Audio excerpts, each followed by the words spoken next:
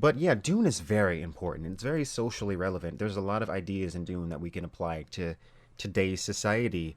I mean, Dune talks about social engineering, governmental systems, society in general, religion, philosophy. All sorts of different ideas are in these novels, and I think it's very important to explore them because Frank Herbert was a very, very smart guy. And I honestly think I can comfortably say confidently say that he is a genius or that he was a genius.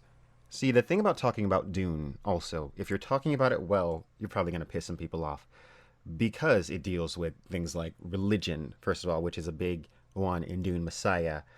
Like I said in that video, I think Frank Herbert is not only criticizing religion, he's creating, he's criticizing the societies that lead to the rise of messianic figures. And you saw in the beginning of the Dune Messiah video, Frank Herbert himself speaking, and he mentions the Jim Jones cult. And I don't know how many of you know about the Jim Jones cult, but basically, back several decades ago in the United States, there was a man named Jim Jones who used religion as a way to trap people, and it started with Christianity. But once he got them in, he basically convinced these people not to worship Jesus, but to worship him. And the point is, they're already open to worshiping someone in the first place. So he became their messianic figure, and eventually these people moved to, I think it was South America. And in the end, they all ended up committing suicide because they went off, they bought this plot of land, and we're talking 900 people. These are hundreds of people. A mass suicide. Well, it was a murder suicide, obviously. There were children there as well, and the children were murdered, obviously, and people that didn't want to take the poison because there were a few defectors that were like, no. And these people were literally forced by the other people. And I've actually gone through, because I'm a morbid person, and I've listened to the audio recording of when this mass suicide happened. And you can hear these people cheering for their own deaths. He's saying, we're going to drink the cyanide. And they're like, yeah, let's drink this cyanide. Let's poison ourselves. Because we believe in this figure so much. We believe in this Messiah so much. Dune, let's kill 61 billion people. Let's spread a jihad throughout the universe because we believe our way of thinking is so right. We believe in Paul Muad'Dib so much that we will kill 60 billion people, including men, women, and children, for Paul Muad'Dib. We will kill in his name because we believe it so much. That is what Frank Herbert is criticizing. Paul did exactly what Jim Jones did. He went in and he twisted the myths and legends that were already in place in Fremen society, you know, just like Jim Jones did to Christianity. He twisted it, and he built his own religion where he was the center of it. He was the messianic figure, and these people followed him blindly. But what you also see is the crumbling that happens when this occurs. Well, specifically when you mix religion and government. If you recall Jessica's letter, you produce a deadly paradox, she says. And what she means is when you mix religion and government, you create a system that is inherently unstable. It cannot survive. It will necessarily fall. That is what Jessica meant by her letter. And if you look at the ending of Dune Messiah, the hero loses. Paul loses his powers. He's blind, walks off into the desert. He's completely demystified. And you see this again in God Emperor of Dune. And I think that's one of the big points of this entire thing. Don't mix religion and government. Do not do it in our own society at this very moment. Even if you are religious, right? And I'm not trying to talk down on anybody that's religious. But even if you are, you have to see that mixing religion and government is a problem. You have to see that. Because I'm just using Christianity as an example, but you look at a book like the Bible, and you open the Old Testament and you see, thou shalt not suffer a witch to live. You know how many women were killed over that line? But then a Christian would say, the New Testament negates all those old laws. But then another Christian would say, well, what about the Ten Commandments? And then another Christian would say, or another person would say, what about Jesus saying on the Sermon on the Mount that not a jot or tittle of the law will be changed? So it has all these contradictions. And so when you try and take something like this with all these different interpretations that can be had, try and make it law, you're going to create an unstable system and you're going to crash that system. It will fail and it will fall, and you're just going to create a hostile society for everyone. It's going to be a horrible society for everyone. So we can't do that. Like, a government must be secular, and that's what Jessica's trying to say. You can't do this. You cannot mix the two. They don't go together, right? So, moving on from that a little bit, I also want to talk about Aaliyah, right? So, in a way, Aaliyah Atreides is kind of the main character of this story. She's maturing into a woman, and really, it's in this book that you really start to see the weight of her other memories, of her ancestral memories. It just starts to press on her in this novel, and you will see more of this in Children of Dune. When in this novel you see the beginning of this. Aaliyah is a terribly tragic character. She didn't have a choice in any of it. And then the fact that Jessica left her here. Jessica like flew off to Caladan and left her only daughter here.